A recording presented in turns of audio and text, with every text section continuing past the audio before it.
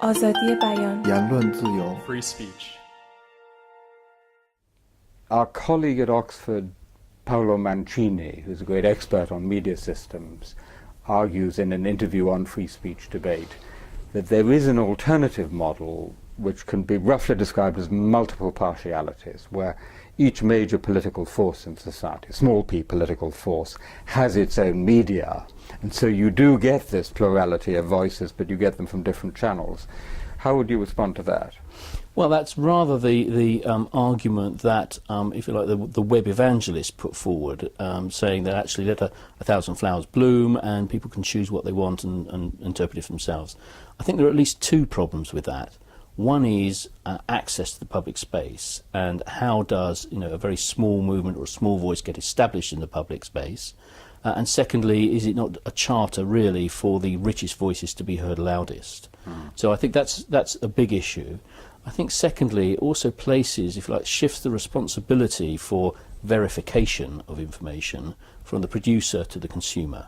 And that may be inevitable in an environment in which we have a greater plurality of media, but I'm not convinced yet that the consumer is equipped to make a proper assessment and judgment in a world where 1,000 opinions are blooming. In other words, do we need greater levels of media literacy? Do people need to understand the origins and the source of the information they're provided?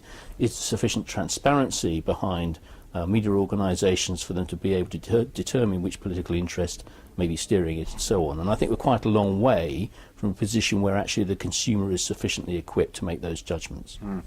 Do you think, because the small and weak not having a voice in that model is an interesting point, but do you think the small and weak are sufficiently heard on the BBC? Well, we could have lots of kind of debates with different examples, and I'm sure there will be cases where they haven't had a sufficient voice, but I think there will also be cases where the BBC has striven to make sure that they do. And I think interestingly there was a report produced by the BBC for its trustees a few years ago, which tried to redefine impartiality about being about a plurality of opinion, if you like. So impartiality is achieved by having multiple perspectives. And people say, oh well, the problem with impartiality is it means they can't have any opinion on the BBC. That's simply not the case. There's lots of opinions on the BBC, some of them very strongly expressed. They're just not the BBC's opinion, because as an organisation it doesn't have one. But it can absolutely be a platform for lots of other opinions, and having a wide range of opinion is certainly one way to achieve that kind of balance and fairness that we talked about earlier.